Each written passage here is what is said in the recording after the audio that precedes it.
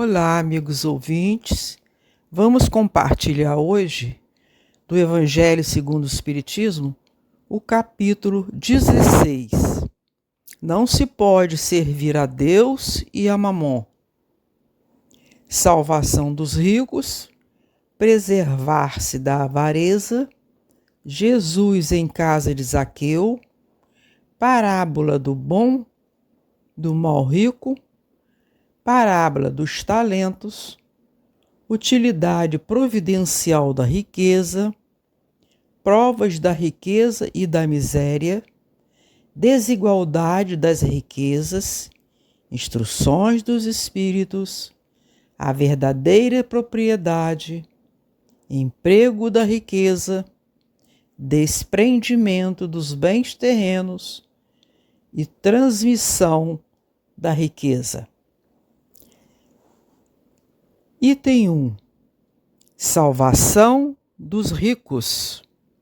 Ninguém pode servir a dois senhores, porque ou odiará a um e amará a outro, ou se prenderá a um e desprezará o outro.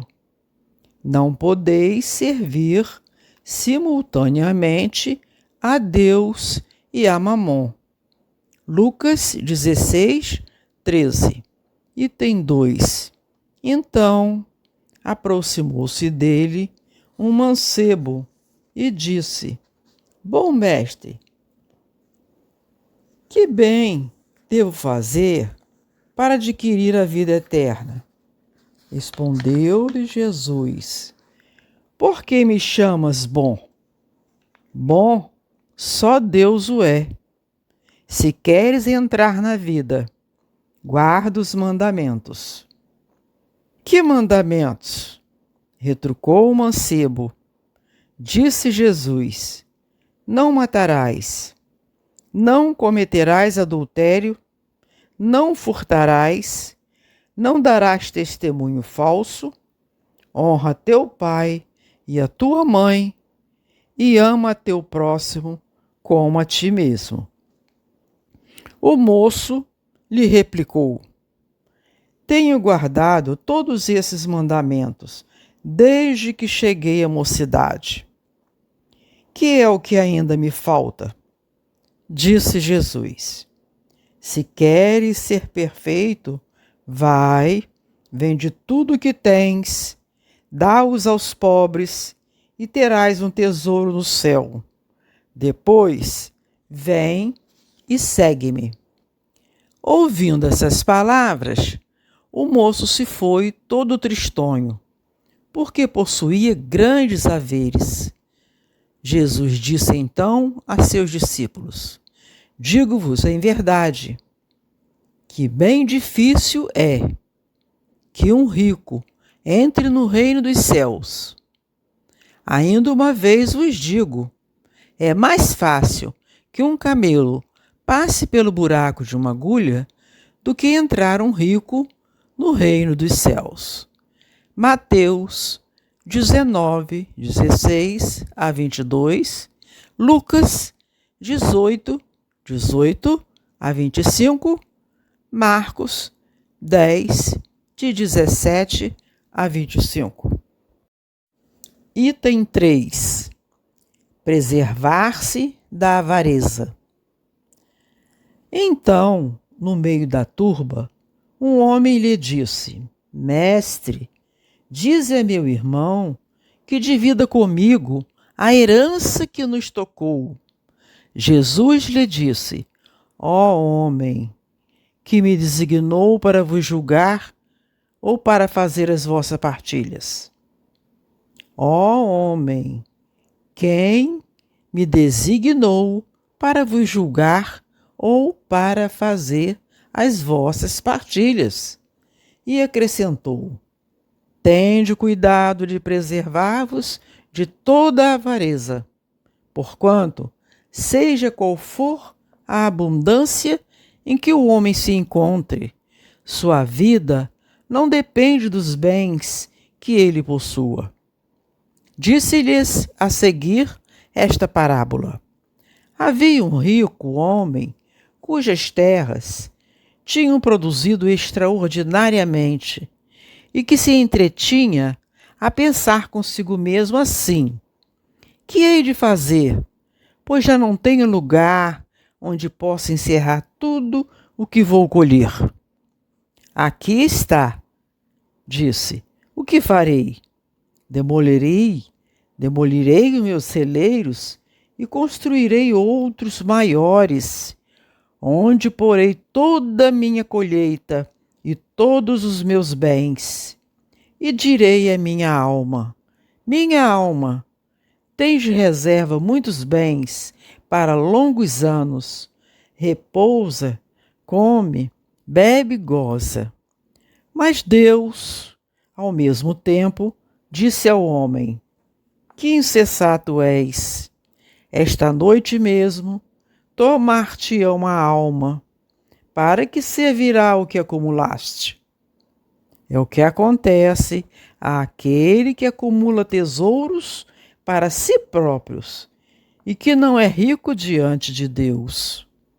Lucas 12, 13 a 21. Item 4. Jesus em casa de Zaqueu.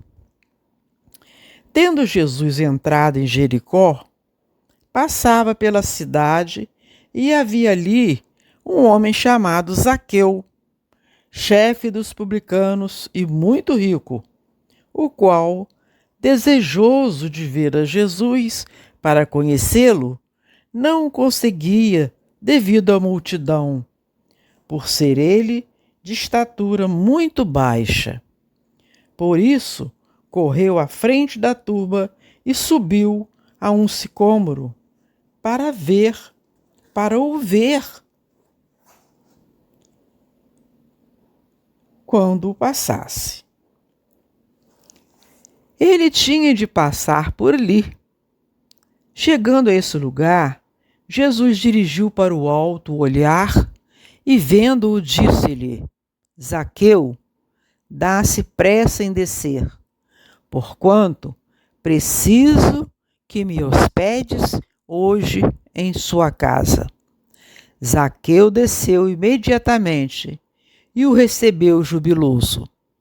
Vendo isso, todos murmuravam a dizer: ele foi hospedar-se em casa de um homem de má vida.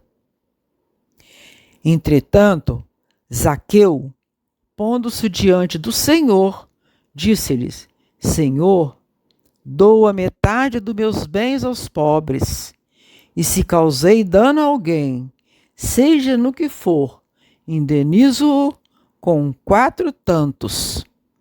Ao que Jesus lhe disse: esta casa recebeu hoje a salvação, porque também este é filho de Abraão, visto que o Filho do Homem veio para procurar e salvar o que estava perdido. Lucas 19, 11 a 10. Vou repetir, muito importante essa parte. Entretanto, Zaqueu, pondo diante do Senhor, disse-lhe: Senhor, dou a metade dos meus bens aos pobres, e se causei dano a alguém, seja no que for, indenizo-o com 4 tantos. Ao que Jesus lhe disse: esta casa recebeu hoje a salvação, porque também este é filho de Abraão, visto que o Filho do Homem veio para procurar e salvar o que estava perdido. Lucas 19, 1 a 10. Item 5. Parábola do mal rico. Havia um homem rico que vestia púrpura e linho e se tratava magnificamente todos os dias. Havia também um pobre, chamado Lázaro, deitado à sua porta, todo coberto de úlceras, que muito estimaria poder mitigar a fome com as migalhas que caíam da mesa do rico. mas ninguém lhes dava, e os cães lhe vinham lamber as chagas. Ora, aconteceu que esse pobre morreu e foi levado pelos anjos para o seio de Abraão. O rico também morreu e teve por sepulcro o inferno. Quando se achava nos tormentos, levantou os olhos e viu de longe Abraão e Lázaro em seu seio. E exclamando, disse essas palavras: Pai Abraão, tem piedade de mim e manda-me Lázaro, a fim de que molhe a ponta do dedo na água para me refrescar a língua, pois sofro horrível tormento nestas chamas. Mas Abraão lhe respondeu: Meu filho, lembra-te de que recebeste em vida teus bens e de que Lázaro só teve males. Por isso ele agora está na consolação e tu nos tormentos. Ademais, existe para sempre um grande abismo entre nós e vós, de sorte que os que queiram passar daqui para aí não o podem, como também ninguém pode passar do lugar onde estais para aqui. Disse o rico: Eu então te suplico, pai Abraão, que o mandes à casa de meu pai, onde tenho 5 irmãos, a dar-lhes testemunho dessas coisas, a fim de que não venham também eles para esse lugar de tormento.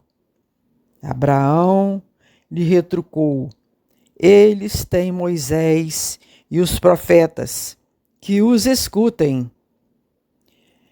Não, meu pai Abraão, disse o rico, se algum dos mortos for ter com eles, farão penitência.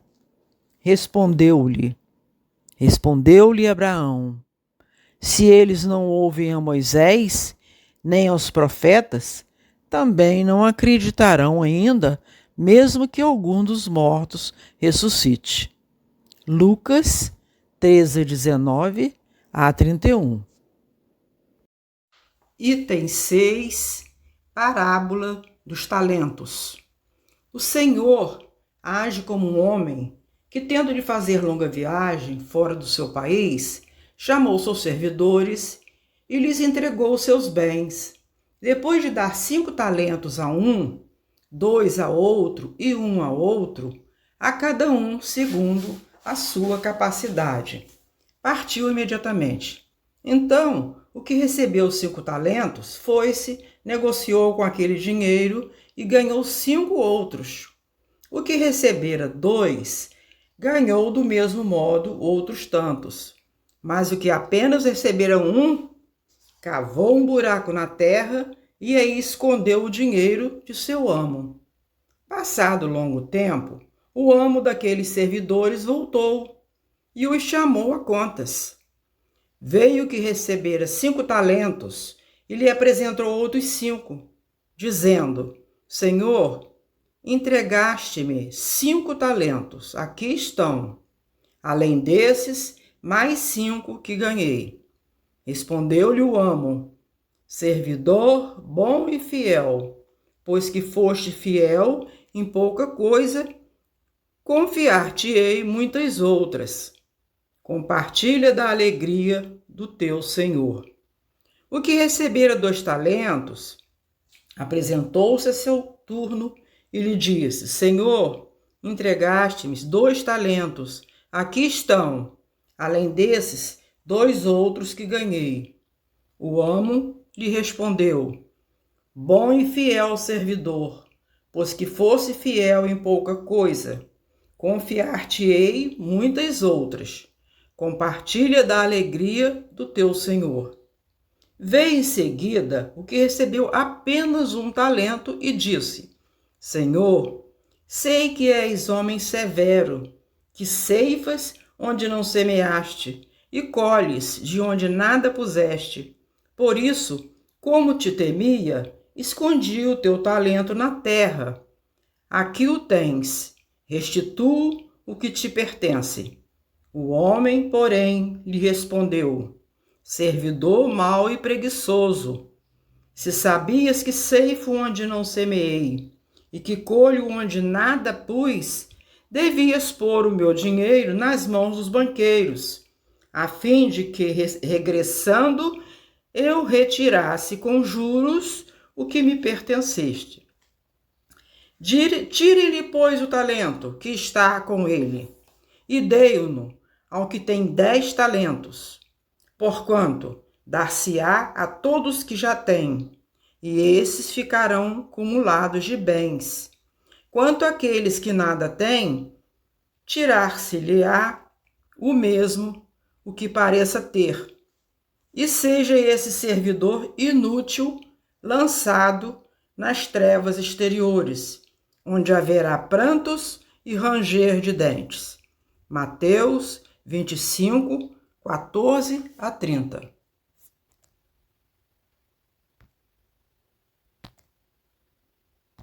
Item 7. Utilidade providencial da riqueza, provas da riqueza e da miséria.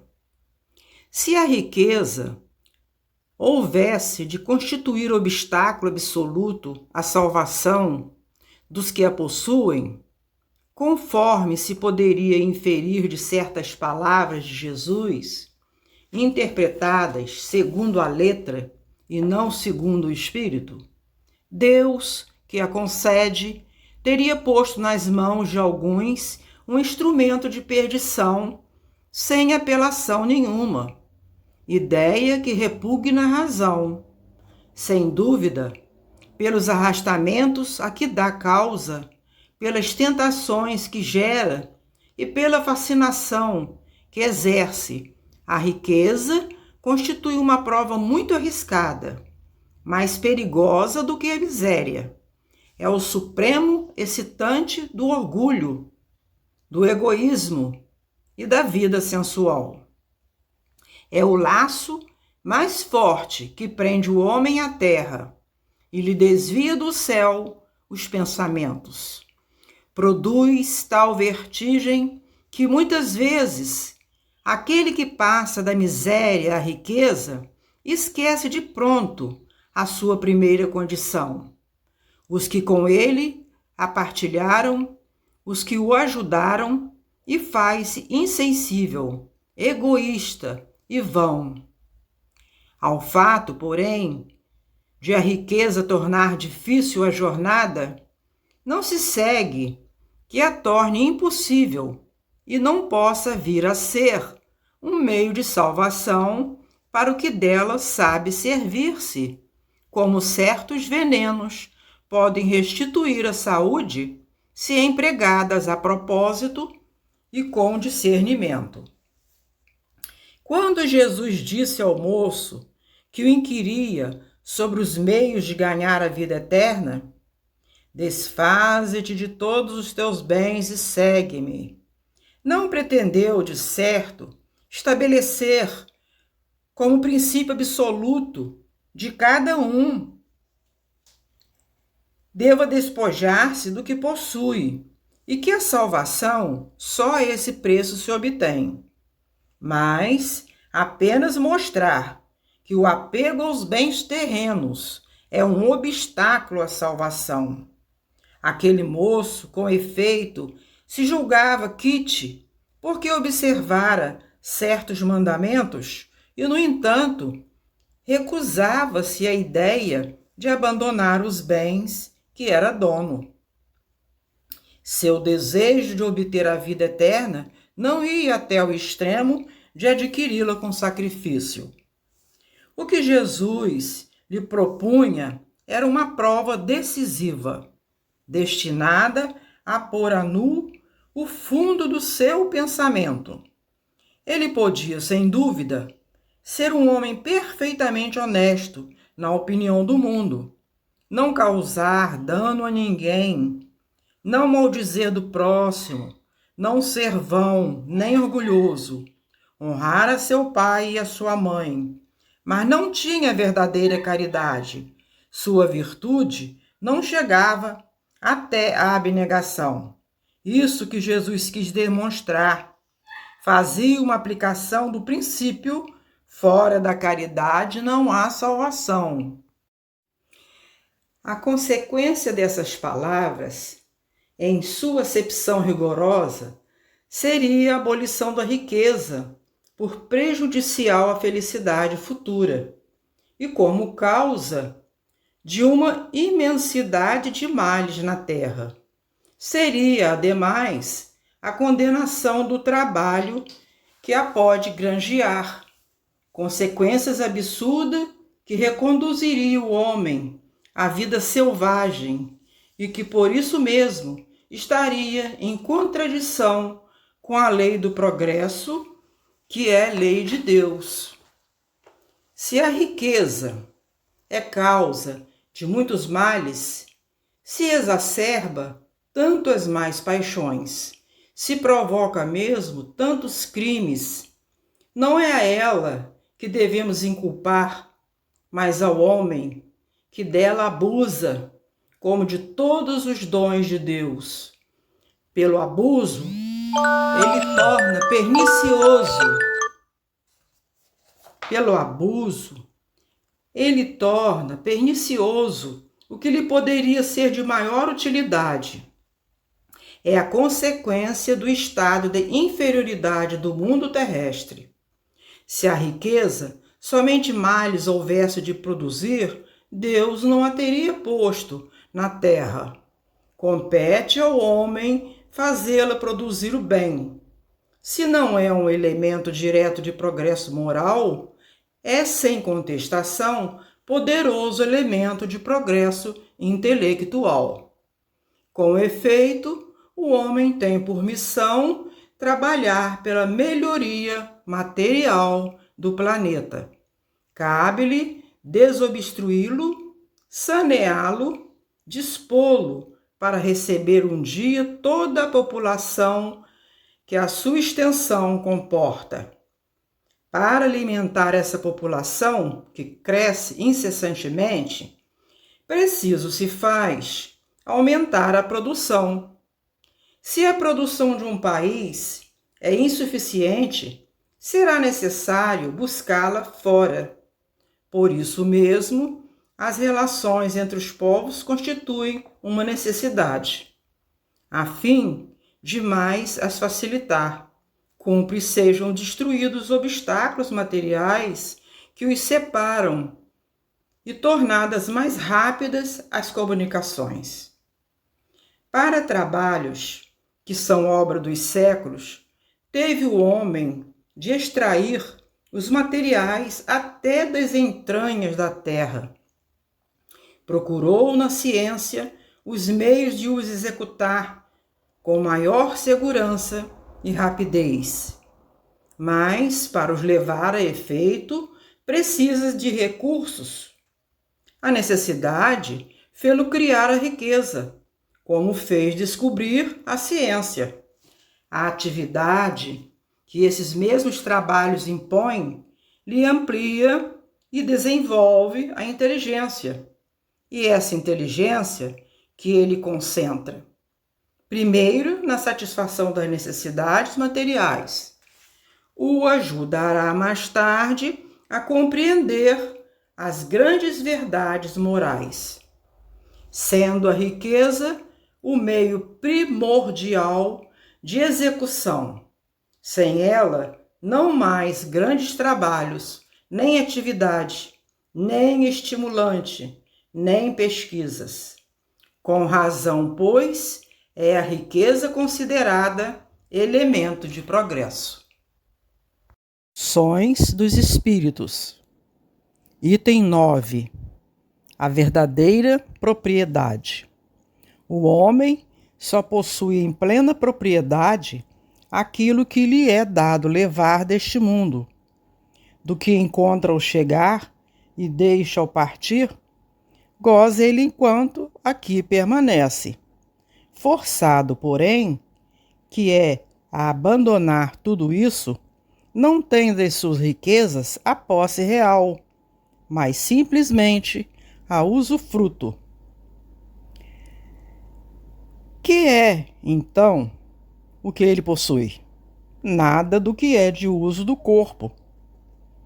Tudo o que é de uso da alma.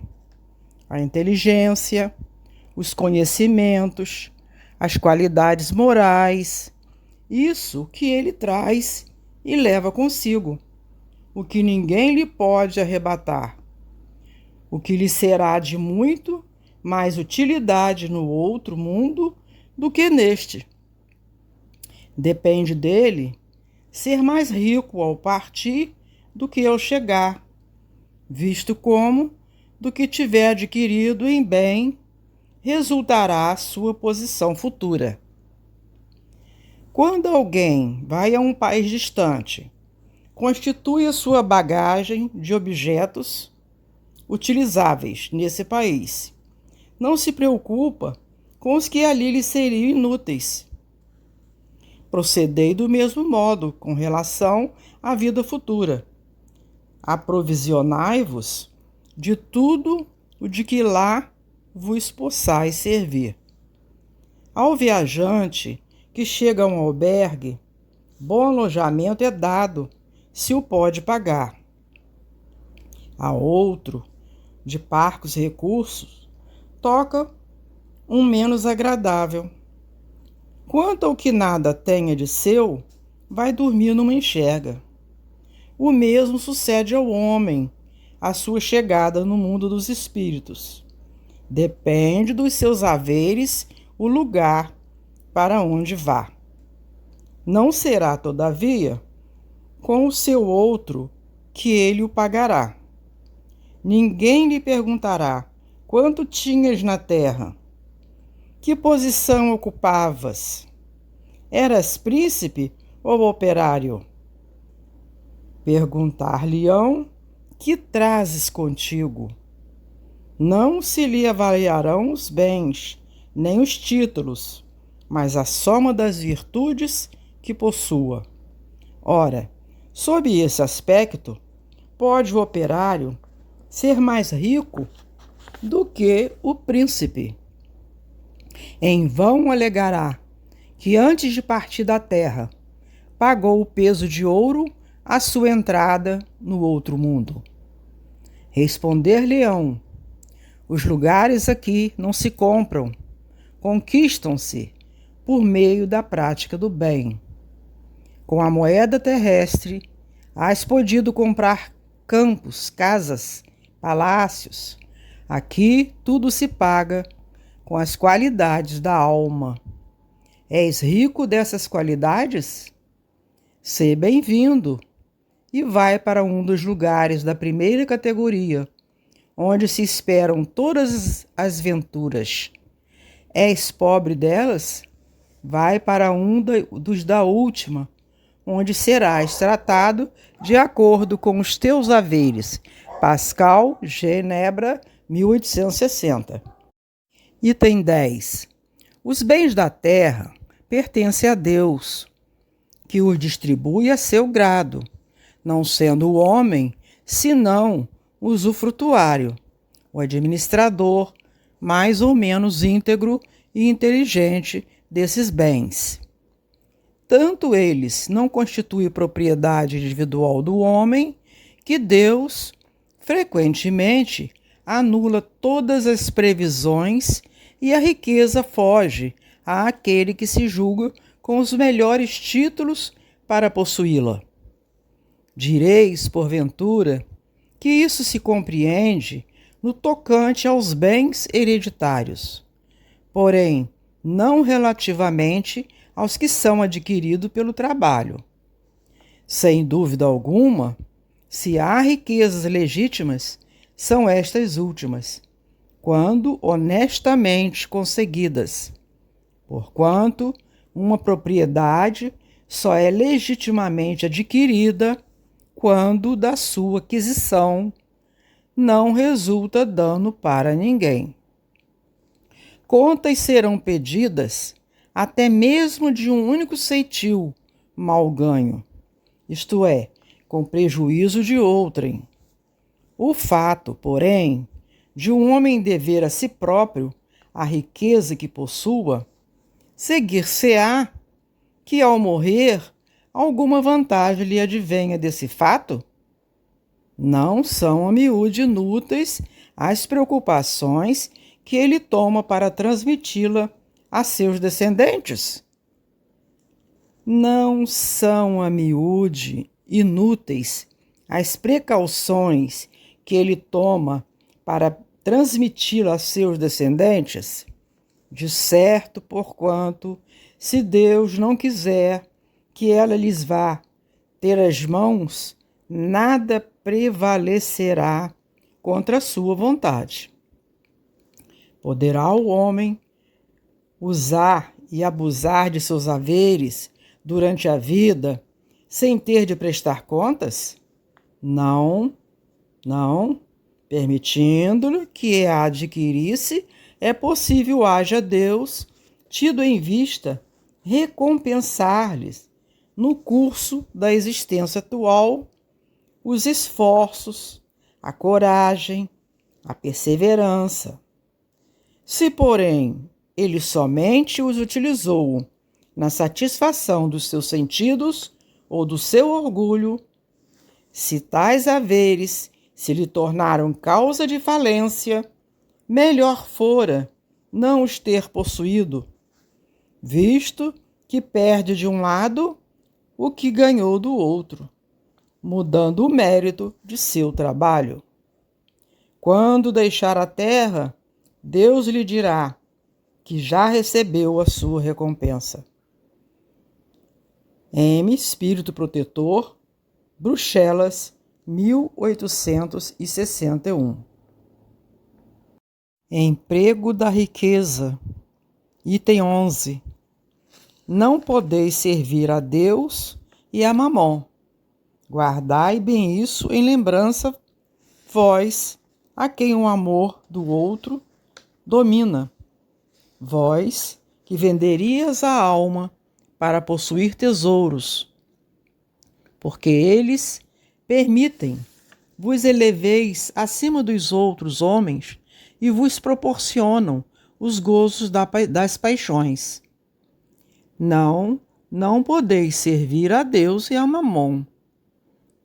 Se, pois, sentis vossa alma dominada pela cobiça da carne, dai-vos pressa em alijar o jugo que vos oprime, porquanto Deus justo e severo vos dirá: que fizeste, ecônomo infiel, dos bens que te confiei? Esse poderoso móvel de boas obras exclusivamente o empregaste na tua satisfação pessoal. Qual, então, o melhor emprego que se pode dar à riqueza? Procurai nestas palavras: amai-vos uns aos outros. A solução do problema.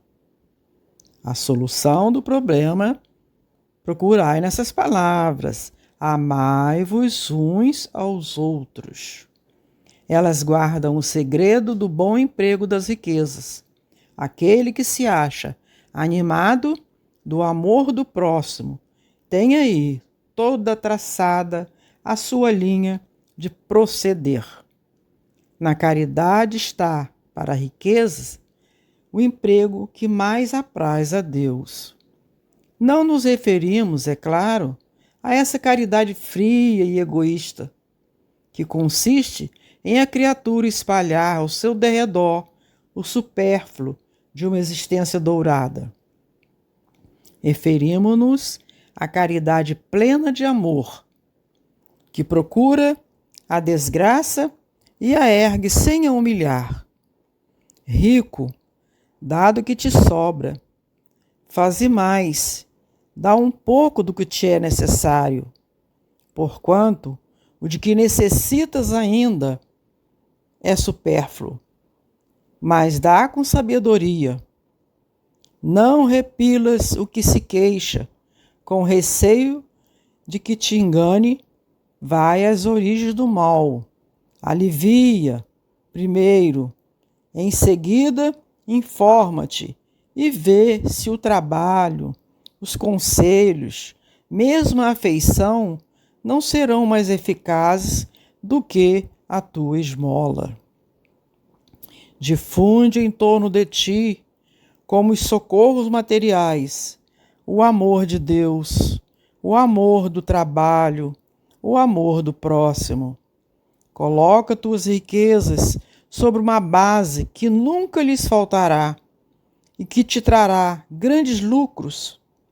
A das boas obras. Coloca tuas riquezas sobre uma base que nunca lhes faltará e que te trará grandes lucros. A das boas obras. A riqueza da inteligência deves utilizá-la como a do ouro. Derrama em torno de ti os tesouros da instrução. Derrama sobre teus irmãos os tesouros do teu amor, e eles frutificarão. Chéveros, Bordeaux, 1861. Item 12. Quando considero a brevidade da vida, dolorosamente me impressiona a incessante preocupação de que é para vós objeto o bem-estar material, ao passo que tão pouca importância dais ao vosso aperfeiçoamento moral, a que pouco ou nenhum tempo consagrais, e que, no entanto, é o que importa para a eternidade. Dir-se-ia, diante da atividade que desenvolveis, tratar-se de uma questão do mais alto interesse para a humanidade, quando não se trata, na maioria dos casos, senão de vos pordes em condições de satisfazer as necessidades exageradas, a vaidade, ou de vos entregardes a excessos, que de penas, de amofinações, de tormentos, cada um se impõe, que de noites de insônia, para aumentar haveres, muitas vezes mais que suficientes, por cúmulo de cegueira. Frequentemente se encontram pessoas escravizadas a penosos trabalhos, pelo amor imoderado da riqueza e dos gozos que ela proporciona, a se vangloriarem de viver uma existência dita de sacrifício e de mérito, como se trabalhasse para os outros e não para si mesmas. Insensatos, credes, então, realmente, que vos serão levados em conta os cuidados e os esforços que despendeis, movidos pelo egoísmo, pela cupidez ou pelo orgulho, enquanto negligenciais do vosso futuro, bem como dos deveres que a solidariedade fraterna impõe a todos os que gozam das vantagens da vida social. Unicamente no vosso corpo haveis pensado.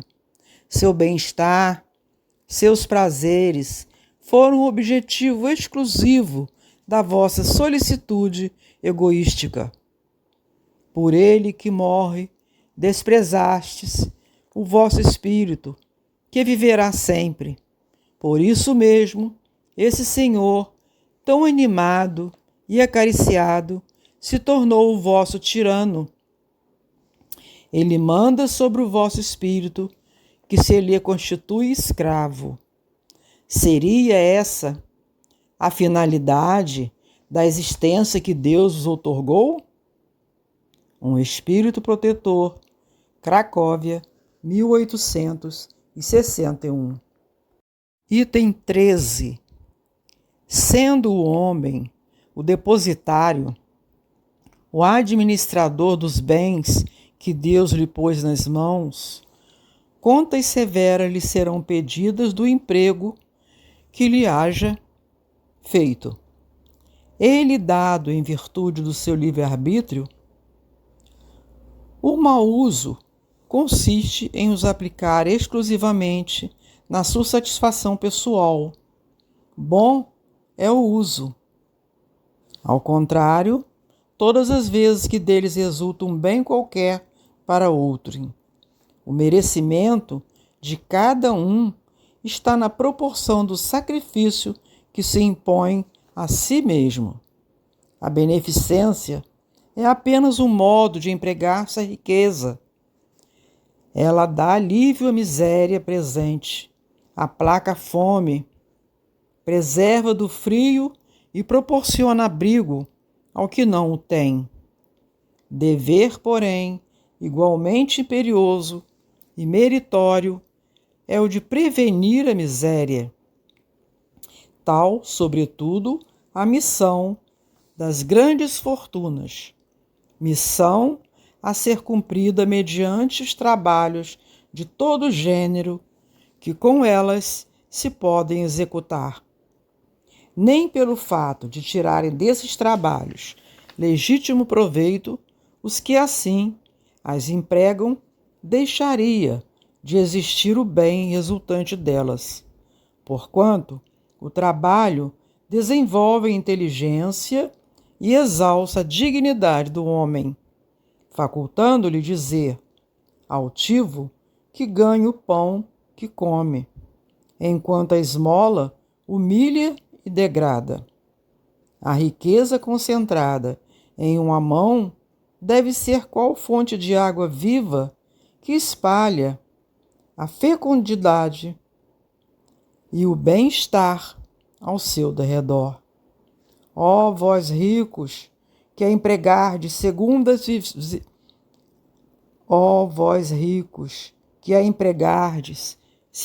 as vistas do Senhor, o vosso coração será o primeiro a descedentar-se nessa fonte benfazeja. Já nessa existência fluireis os inefáveis gozos da alma, em vez dos gozos materiais do egoísta que produzem no coração o vazio.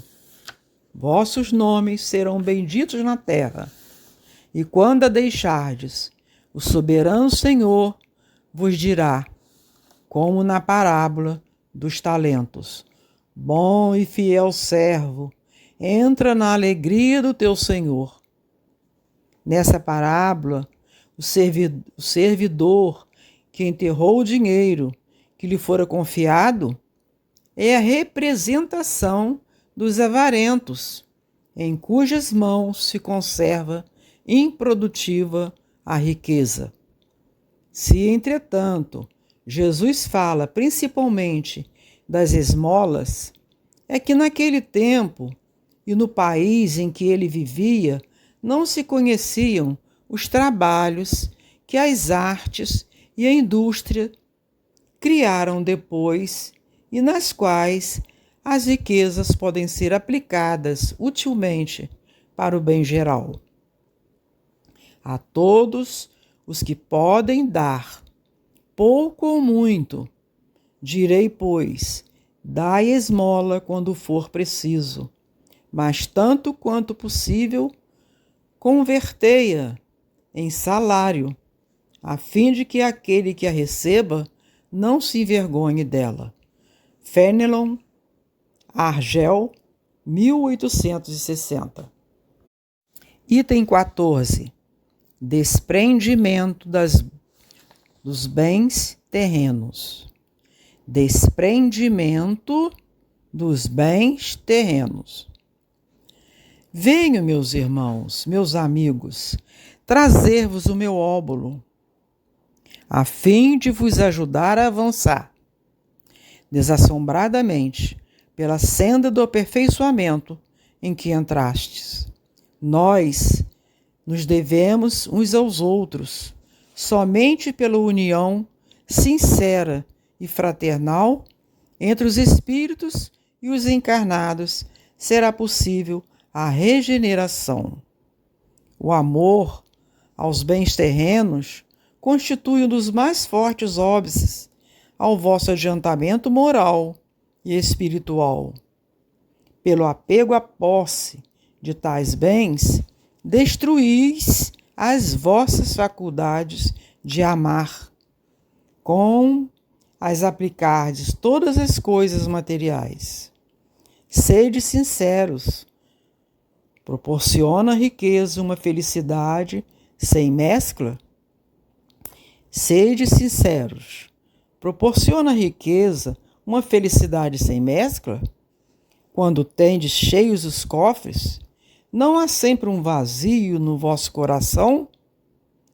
No fundo dessa cesta de flores, não há sempre oculto um réptil? Compreendo a satisfação, bem justa, aliás, que experimenta o homem, que por meio de trabalho honrado e assíduo ganhou uma fortuna, mas dessa satisfação muito natural e que Deus aprova, há um apego que absorve todos os outros sentimentos e paralisa os impulsos do coração. Vai grande distância, tão grande quanto a que separa da prodigalidade exagerada a sórdida avareza dos vícios, entre os quais colocou Deus a caridade, santa e salutar virtude, que ensina o rico a dar sem ostentação, para que o pobre receba sem baixeza. Quer a fortuna vos tenha vindo da vossa família, quer a tenhais ganho com o vosso trabalho, há uma coisa que não deveis esquecer nunca, é que tudo promana de Deus, tudo retorna a Deus. Nada vos pertence na terra, nem sequer o vosso pobre corpo. A morte vos despoja dele, como de todos os bens materiais. Sois depositários e não proprietários. Não vos iludeis, não vos iludais. Deus vos emprestou, tendes de lhos restituir.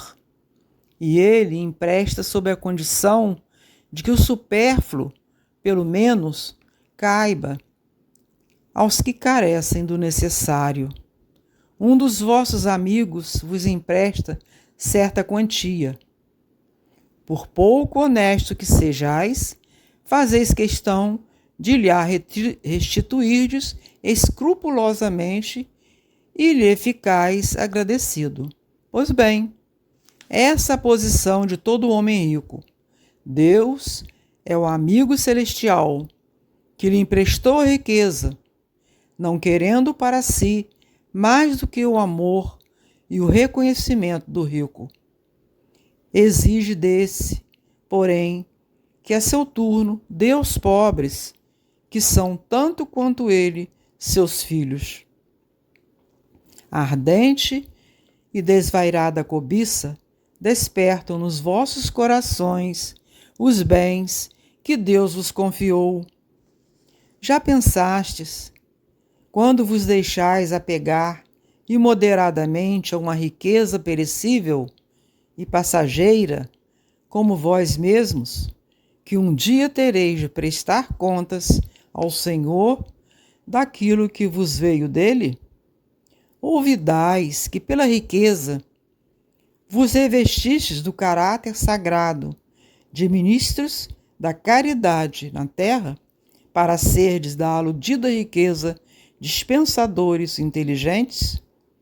Portanto, quando somente em vosso proveito usais do que se vos confiou, que sois senão depositários infiéis?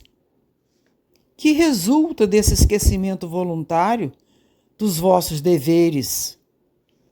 A morte, inflexível, inexorável, rasga o véu sob que vos ocultáveis e vos força a prestar contas ao amigo que vos favoreça e que nesse momento enverga diante de vós a toga de juiz. Em vão procurais na terra iludir-vos, colorindo com o nome de virtude o que as mais das vezes não passa de egoísmo. Vou repetir. A morte inflexível, inexorável, rasga o véu sob que vos ocultais e vos força a prestar contas ao amigo que vos favorecera e que nesse momento enverga diante vós a toga de juiz.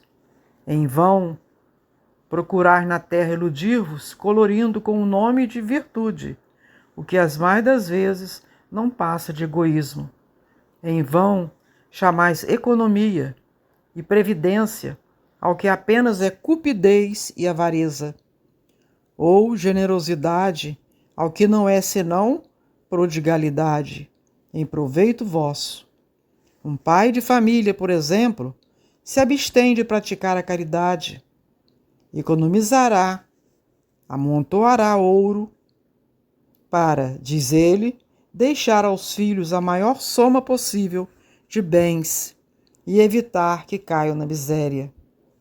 É muito justo e paternal, convenho, e ninguém pode censurar, mas será sempre esse o único móvel a que ele obedece?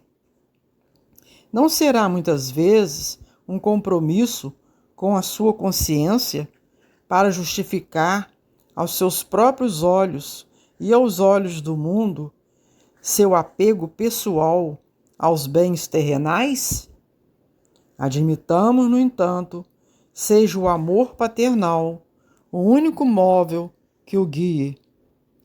Será isso motivo para que esqueça seus irmãos perante Deus?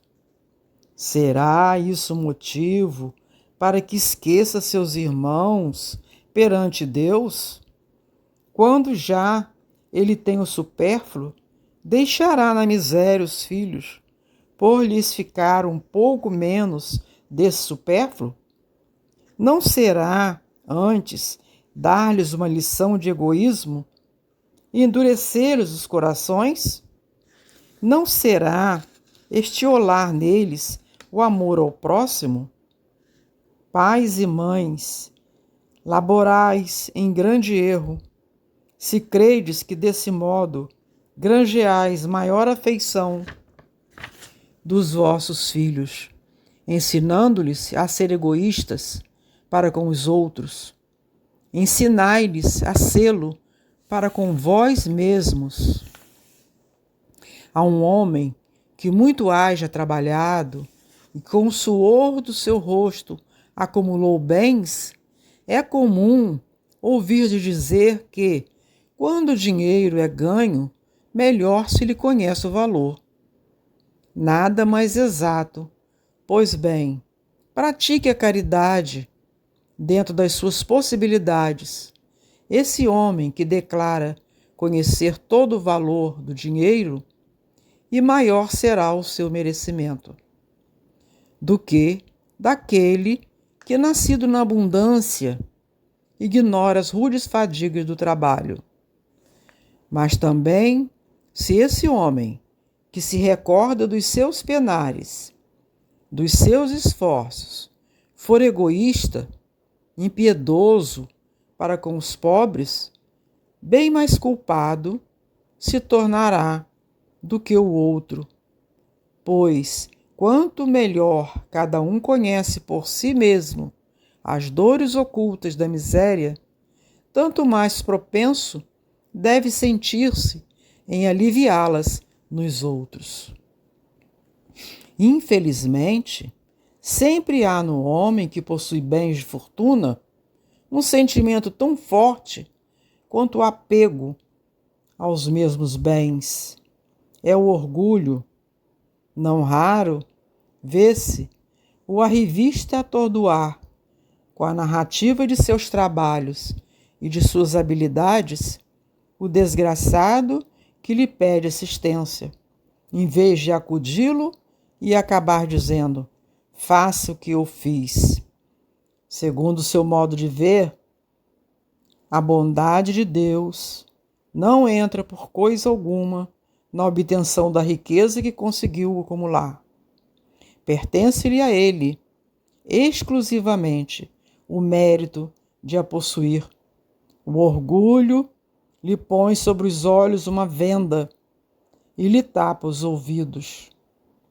Apesar de toda a sua inteligência e de toda a sua aptidão, não compreende que com uma só palavra Deus o pode lançar por terra.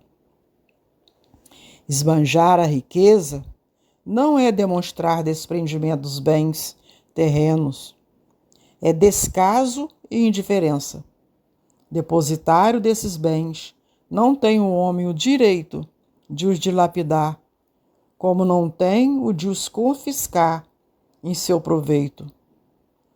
Prodigalidade não é generosidade, é frequentemente uma modalidade do egoísmo. Um que despenda mancheias, o outro de que disponha para satisfazer a uma fantasia, talvez não dê um centavo para prestar um serviço. O desapego aos bens terrenos consiste em apreciá-los no seu justo valor, em saber servir-se deles em benefício dos outros e não apenas em benefício próprio, em não sacrificar por eles os interesses da vida futura, em perdê-los sem murmurar, caso apraza a Deus retirá-los. Se por efeito de imprevisto reveses vos tornardes qual Jó, dizei como ele: Senhor, tu nos havia dado e nos tiraste. Faça-se a tua vontade. Eis aí o verdadeiro desprendimento. Sede, antes de tudo, submissos. Confiai naqueles que, tendo-vos dado e tirado, pode novamente restituir-vos o que vos tirou. Resiste, animosos, ao abatimento, ao desespero que vos paralisam as forças. Quando Deus vos desferir um golpe, não esqueçais nunca que ao lado da mais rude prova coloca sempre uma consolação. Ponderai, sobretudo, que há bens infinitamente mais preciosos do que os da terra, e essa ideia vos ajudará a desprender-vos destes últimos. O pouco apreço que se ligue a uma coisa faz que menos sensível seja sua perda. O homem que se aferra aos bens terrenos é como a criança que somente vê o momento que passa. O que dele se desprende é como um adulto que vê as coisas mais importantes por compreender estas proféticas palavras do Salvador. O meu reino não é deste mundo. A ninguém ordena o Senhor que se despoje do que possua, condenando-se a uma voluntária mendicidade, porquanto o que tal fizesse tornar-se-ia em carga para a sociedade. Proceder assim fora compreender mal o desprendimento dos bens terrenos.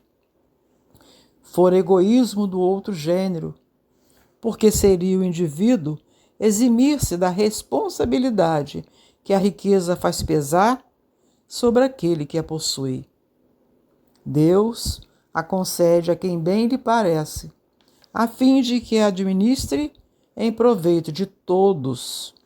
O rico tem, pois, uma missão que ele pode embelezar e tornar proveitosa a si mesmo. Rejeitar a riqueza, quando Deus a outorga, é renunciar aos benefícios do bem que se pode fazer, gerindo-a com critério, sabendo prescindir dela quando não a tem, sabendo empregá-la utilmente quando a possui, sabendo sacrificá-la quando necessário. Procede a criatura de acordo com os desígnios do Senhor. Diga, pois, aquele a cujas mãos vem o que no mundo se chama uma boa fortuna: meu Deus, tu me destinaste um novo encargo, dá-me a força de desempenhá-lo, segundo a sua santa vontade. Vou repetir para ficar bem gravado. Diga, pois, aquele a cujas mãos vem o que no mundo se chama uma boa fortuna: meu Deus, tu me destinastes um novo encargo, dá-me a força de desempenhá-lo segundo a tua santa vontade. Aí tendes, meus amigos, o que eu vos queria ensinar acerca do desprendimento dos bens terrenos. Resumirei o que expus dizendo: sabei contentar-vos com pouco. Se sois pobres, não invejeis os ricos, porquanto a riqueza não é necessária à felicidade. Se sois ricos, não esqueçais que os bens de que dispondes apenas vos estão confiados, e que tendes de justificar o emprego que lhes derdes, como se prestasses contas de uma tutela. Não sejais depositário infiel, utilizando-os unicamente em satisfação do vosso orgulho e da vossa sensualidade. Não vos julgueis com o direito de dispor em vosso exclusivo proveito daquilo que recebestes, não por doação, mas simplesmente como empréstimo. Se não sabeis restituir, não tendes o direito de pedir. E lembrai-vos de que aquele que dá aos pobres salda a dívida que contraiu com Deus. Lacordaire, Constantina, 1863. Transmissão da riqueza. Item 15. O princípio segundo o qual ele é apenas depositário da fortuna de que Deus lhe permite gozar durante a vida, tira ao homem o direito de transmiti-la aos seus descendentes? Vou repetir. O princípio segundo o qual ele é apenas depositário da fortuna de que Deus lhe permite gozar durante a vida, tira ao homem o direito de transmiti-la aos seus descendentes? O homem pode perfeitamente transmitir por sua morte aquilo de que gozou durante a vida, porque o efeito desse direito está subordinado sempre à vontade de Deus, que pode, quando quiser, impedir que aqueles descendentes gozem do que lhes foi transmitido. Não é outra razão, porque desmoronam fortunas que parecem solidamente constituídas. É, pois, impotente a vontade do homem para conservar nas mãos da sua descendência a fortuna que possua. Isso, entretanto, não o priva do direito de transmitir o empréstimo que recebeu de Deus, uma vez que Deus pode retirá-lo quando o julgar oportuno. São Luís, Paris, 1800.